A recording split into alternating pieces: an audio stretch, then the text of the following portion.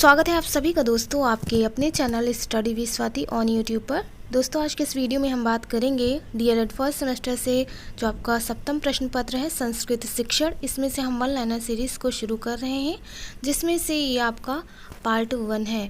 दोस्तों आज के इस वीडियो में हम अति लघुत्तरीय प्रश्नों से शुरुआत करने जा रहे हैं। अगर बात की जाए मल्टीपल चॉइस टाइप क्वेश्चंस यानी बहुविकल्पीय प्रश्नों को लेकर के, तो मैंने जितने भी प्रीवियस ईयर में क्वेश्चन पूछे गए थे और जिनके आने की संभावना ज़्यादा है उन सभी को लेकर के मैंने बात की है। इसके लिए आप हमारे चैनल की प्लेलिस्ट को चेक कर सकते हैं, वहाँ से भी आप डीएलएड फर्स्ट सेमेस्टर का जो कोर्स है उससे काफ़ी सारी चीज़ें आपको देखने को मिलेंगी। पेपर 1, पेपर 2, विज्ञान, कंप्यूटर, हिंदी, ठीक है। तो इन सभी सब्जेक्ट के लिए आप हमारे चैनल की प्लेलिस्ट को ज़रूर चेक करें, वहाँ से भी आप पढ़ सकते हैं डीएलएड फर्स्ट सेमेस्टर के लिए। साथ ही अगर आपने सीटेट या यूपी टेट में संस्कृत लिया हुआ है सब्जेक्ट में, तो यानी द्वितीय भाषा संस्कृत ली है, तो इसके लिए भी आप पढ़ सकते हैं, ठीक है। चलिए दोस्तों हम शुरू करेंगे अति लघुत्तरीय प्रश्नों को पार्ट 1 के रूप में। यहाँ पर पार्ट 1 में हम 1 से 25 तक की क्वेश्चनों को लेकर के बात करेंगे। चलिए दोस्तों शुरू करते हैं। तो यहाँ पर हम सबसे पहला प्रश्न देखेंगे। पहला प्रश्न दिया है लिंग को परिभाषित कीजिए, यानी आपको जेंडर की मीनिंग बतानी है। लिंग की बात की जाए तो लिंग का शाब्दिक अर्थ होता है निशान या चिन्ह। अतः लिंग उस चिन्ह को कहते हैं जिससे किसी शब्द का पुरुषवाचक, स्त्रीवाचक अथवा नपुंसकवाचक होना सिद्ध हो, उसे आप लिंग कह देंगे। जैसे राम हो गया, रमा हो गया, मित्र हो गया, लड़का, लड़की, ये सभी आपके लिंग के अंतर्गत आते हैं। संस्कृत में लिंग आपके 3 प्रकार के देखने को मिलते हैं। पहला आपका पुरुषवाचक, दूसरा है स्त्रीवाचक और तीसरा है नपुंसकवाचक, ठीक है। जबकि हिंदी में 2 होते हैं, स्त्रीलिंग और पुल्लिंग। क्वेश्चन नंबर दूसरा देखेंगे। प्रश्न दूसरा दिया है पुल्लिंग किसे कहते हैं। तो जिन शब्दों से पुरुष जाति का बोध होता है उसे पुल्लिंग कहते हैं। अर्थात आप कह सकते हैं कि जिस शब्द से नर या पुरुष जाति का बोध होता है उसे पुल्लिंग कहते हैं। पुल्लिंग शब्द को पहचानने के कई सारे नियम होते हैं, ठीक है।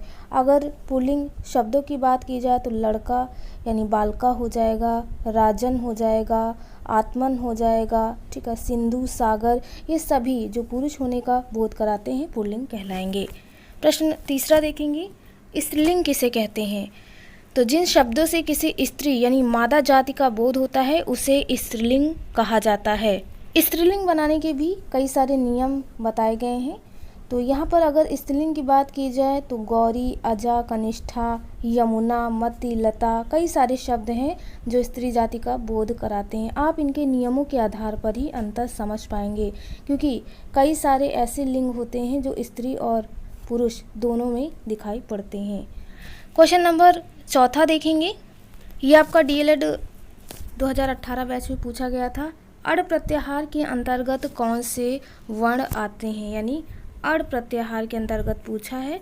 तो इसमें छोटा आ, छोटी ई और छोटा ऊ ये आ जाएंगे अड़ प्रत्याहार के अंतर्गत। ये माँ वर्ण थोड़ा गलत हो गया है। प्रश्न 5वां देखेंगे। नपुंसक लिंग किसे कहते हैं।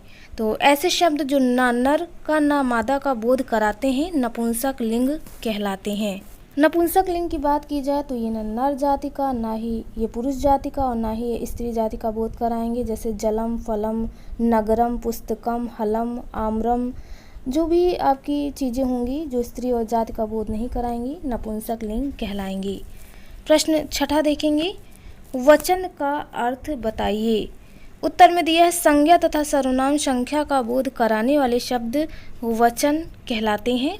सरल शब्दों की बात की जाए तो शब्द के जिस रूप में एक या एक से अधिक संख्या का बोध होता है उसे वचन कहते हैं। वचन के भेद संस्कृत में 3 होते हैं, एक वचन, द्विवचन और बहुवचन।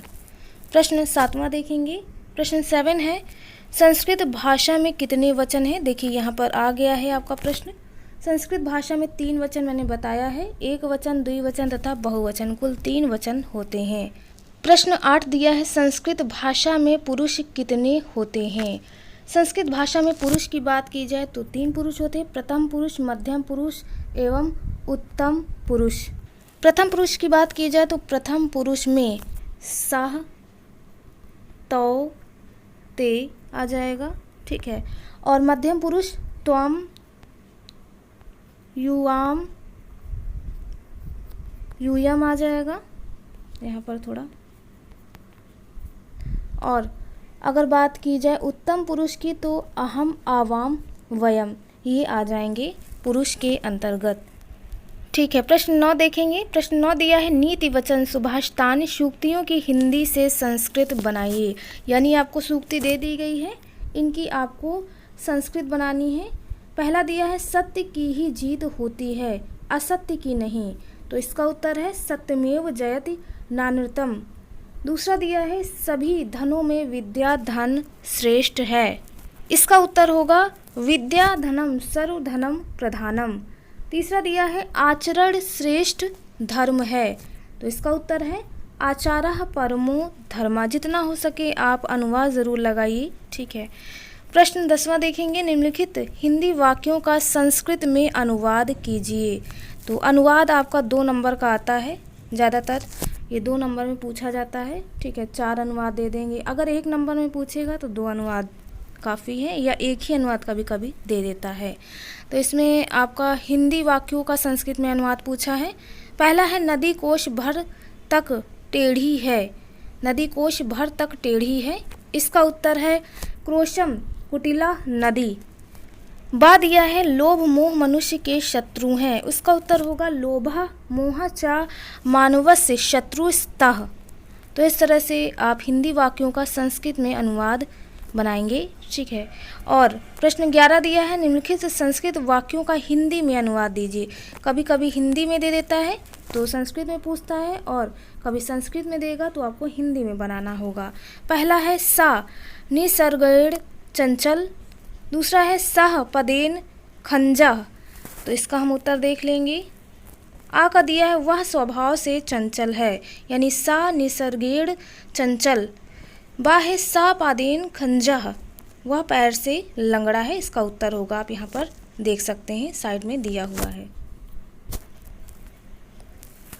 प्रश्न 12 देखेंगे। प्रश्न 12 है आसपास की वस्तुओं, यानी जो भी वस्तुएं हैं, पेड़, घर, बगीचा तथा पौधों के संस्कृत नाम लिखिए। वैसे ज़्यादातर तो आपको संस्कृत में लिखना होता है, वो हिंदी में दे देते हैं। कहीं फलों के नाम, सब्जियों के नाम, पशुओं के नाम आपको कहेंगे संस्कृत में बनाइए। लेकिन अगर ऐसा देता है तो आप अपने मन से लिख सकते हैं। जैसे संस्कृत नाम क्रमशः वृक्षः, गृहम, उद्याना तथा पादपा है। यहाँ पर पेड़, घर, बगीचा तथा पौधों के नाम संस्कृत में पूछे हैं। ठीक है, तो गृहम आप घर को लिख देंगे, पेड़ वृक्षा हो जाएगा, बगीचा उद्याना हो जाएगा, और पौधा पादपा हो जाएगा। प्रश्न 13 दिया है निम्नलिखित फल व सब्जियों के नाम संस्कृत में लिखिए। यहाँ पर साइड में आप देख पा रहे हैं, ये आपका डीएलएड 2018 में जो सेकेंड बैच था, यानी सेकेंड टाइम पेपर हुआ था, उसमें पूछा गया था। इसमें दिया था जामुन, आम, कद्दू, करेला, इनके संस्कृत में नाम लिखने हैं। तो जामुन का हो जाएगा जम्बूह, आम का आम्रह, कद्दू का मधुर कुष्मांडा, और करेला का कारविल्लम। तो इस तरह से जो भी सब्जियां, फलों, पशु पक्षियों के नाम हैं, इनका एक अलग से वीडियो में बता दूंगी, आप उन्हें ज़रूर पढ़ लीजिएगा, क्योंकि इसमें से काफ़ी सारे क्वेश्चन पूछे जाते हैं आपके एग्ज़ाम में। प्रश्न नंबर 14 है पशु पक्षियों कौवा, भौरा, पक्षी तथा कोयल के संस्कृत में नाम लिखिए। ज़्यादातर प्रश्न ऐसे ही बनते हैं। इन पशु पक्षियों का संस्कृत में नाम क्रमशः काकः, यानी कौवा को आप काकः, भौरा को भ्रमरः, पक्षी को खगः तथा कोयल को पिकः के नाम से संबोधित करेंगे। प्रश्न 15 है आसपास की वस्तुएं फूल, चौराहा, अनार, नींबू, गेंद को संस्कृत में लिखिए। तो यहाँ पर आप संस्कृत नाम बताएंगे। तो फूल को पुष्पम, चौराहा चतुष्पथ, अनार को दाड़िमम या दाड़िम, नींबू को निम्बुकम और गेंद को कंदुकः के नाम से संबोधित करेंगे।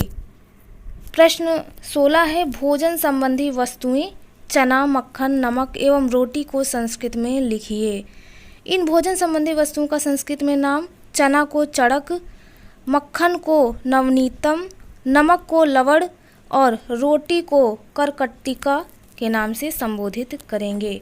प्रश्न 17 है पशु पक्षी जो भी दिए हैं पपीहा, भेड़, बगुला, भेड़िया के नाम संस्कृत में लिखिए। तो आपको इन सभी को संस्कृत में लिखना है। तो पपीहा को संस्कृत में चातकाह, भेड़ को मेषाह और बगुला को बलाकाह, भेड़िया को व्रका के नाम से संबोधित करेंगे। प्रश्न नंबर 18 दिया है, किन्हीं 3 शाक भाजी का नाम लिखिए। यानी शाक भाजी यानी सब्जियों के नाम पूछे हैं, तो संस्कृत में नाम दिया है, हिंदी में लिखना है। अलावू को लौकी के नाम से, कटहल, पनस और करेला कारविल्लम। इन सभी को आप अच्छे से ज़रूर पढ़ें, आपके एग्ज़ाम में काफ़ी पूछा जाता है। क्वेश्चन नंबर 19 दिया है, शरीर के विशिष्ट 5 अंगों के नाम संस्कृत में लिखिए। प्रश्न ऐसे ही बनेंगे आपके एग्ज़ाम में। हिंदी में नाम दिया है, नाखून को संस्कृत में नखा, दांत को दशनम, आँख को लोचनम, सिर को मुंडम और गर्दन को ग्रीवा के नाम से संबोधित करेंगे। प्रश्न नंबर 20 देखेंगे, संज्ञा को परिभाषित कीजिए। संज्ञा को आप सभी परिभाषित कर सकते हैं। जिससे किसी प्राणी, वस्तु, स्थान या भाव का बोध होता है उसे संज्ञा कहते हैं। जैसे प्राणियों के नाम हो गए एरावत, महात्मा गांधी, किसी भी प्राणी का नाम हो सकता है, ठीक है। गाय हो गई, बकरी हो गई, कोई भी प्राणी हो सकता है। वस्तुओं के नाम जैसे मेज, कलम, किताब, कमीज, कोई भी वस्तु। स्थानों में दिल्ली, हरिद्वार, शिमला, कोई भी स्थान। भावों के नाम बुढ़ापा, मिठास, प्रेम, घृणा, तो कोई भी भाव हो सकता है, उसे आप संज्ञा के रूप में परिभाषित करेंगे। प्रश्न 21वां दिया है, संज्ञा के भेद बताइए। कहीं कहीं संज्ञा के भेद 5 दिए हैं, लेकिन मुख्यतः संज्ञा के 3 भेद देखने को मिलते हैं। पहला होता है व्यक्तिवाचक संज्ञा, दूसरा होता है जातिवाचक संज्ञा और तीसरा होता है भाववाचक संज्ञा। भाववाचक संज्ञा होता है, उसके बाद ही आपका जो रेस्ट ऑफ दी होते हैं समुदायवाचक संज्ञा और द्रव्यवाचक संज्ञा, ये इसके अंतर्गत आ जाएंगे। ठीक, मुख्यतः 3 देखने को ही मिलते हैं, लेकिन कहीं कहीं 5 भी देखने को मिलते हैं। तो ये अलग अलग पुस्तकों में अलग अलग दिया हुआ है। प्रश्न नंबर 22 देखेंगे। प्रश्न 22 दिया है, संस्कृत में 4 पशुओं के नाम लिखिए। ये आपका BTC 2015 में प्रश्न पूछा गया था। तो संस्कृत में जैसे कह दे 4 पशुओं के नाम, तो आप सीधे सीधे लिख सकते हैं अपने मन से भी। जैसे अजा, ये आपका बकरी हो गई, कुकुरा कुत्ता हो गया, गौ गाय, सिंह शेर, अश्वाह घोड़ा। तो आप इस तरह से 4 पशुओं के नाम लिख सकते हैं। प्रश्न नंबर 23 देखेंगे। प्रश्न 23 दिया, निम्नलिखित शब्दों में से किन्हीं 6 शब्दों के संस्कृत नाम लिखिए। तो यहाँ पर घोड़ा दिया है, कुत्ता, हिरन, बकरी, कोयल, चिड़िया, पेड़, तरबूज, लड्डू और अनार। इसमें से कहा है 6 शब्दों को आपको लिखना है। ये भी BTC 2016 में पूछा गया था। तो यहाँ पर देखिए सबके आगे संबोधित किया गया। घोड़ा को आप अश्वाह, हिरन को मृगः, कोयल को कोकिला, पेड़ वृक्षा, लड्डू मोदकः, कुत्ता कुक्कुरः या श्वानः भी लिख सकते हैं। बकरी को अजा, चिड़िया चटका, तरबूज कालिंदम और अनार को दाड़िमम के नाम से संबोधित करेंगे। तो इस तरह से जितना हो सके प्रीवियस ईयर के क्वेश्चन पेपर ज़रूर पढ़ें, इससे आपका रिवीजन होगा। प्रश्न 24 दिया है, मकरह, सारिका, मराला, शासिका शब्दों में से किन्हीं 2 शब्दों का हिंदी में अर्थ लिखिए। ये भी आपका BTC 2016 में पूछा गया था। तो मकरह को घड़ियाल के नाम से, मराला हंस या बत्तख, सारिका मैना होती है और शासिका खरगोश होता है। प्रश्न नंबर 25 देखेंगे।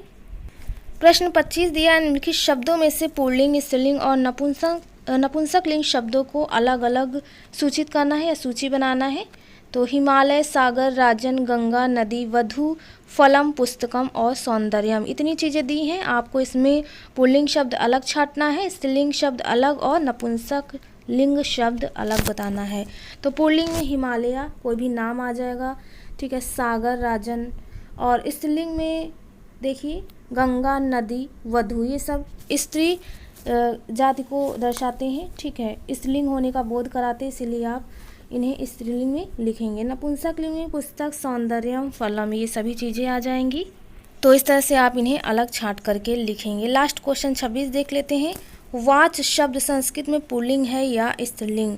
तो वाच शब्द संस्कृत में स्त्रीलिंग है। ये भी बीटीसी 2015 में पूछा गया था। तो इस तरह से आज के इस वीडियो में हम यहाँ पर रुकेंगे। इसके नेक्स्ट वीडियो में रेस्ट ऑफ द जितने भी क्वेश्चन प्रीवियस ईयर में आए हैं उन सभी को लेकर बात की जाएगी। उम्मीद है दोस्तों आप सभी को हमारा यह वीडियो पसंद आया हो। अगर आपको हमारा यह वीडियो पसंद आया है तो प्लीज़ हमारे चैनल स्टडी विद स्वाति को सब्सक्राइब करना ना भूलें। वीडियो का नोटिफिकेशन पाने के लिए बेल आइकन ज़रूर प्रेस करें ताकि मैं जो भी वीडियो अपलोड करूं उसका नोटिफिकेशन आपको मिल जाया करिए। चलिए दोस्तों, मिलते हैं अपने एक नेक्स्ट वीडियो में एक नए टॉपिक के साथ। तब तक के लिए आप सभी का बहुत बहुत धन्यवाद। Thank you friends, keep watching and share to others. Thank you.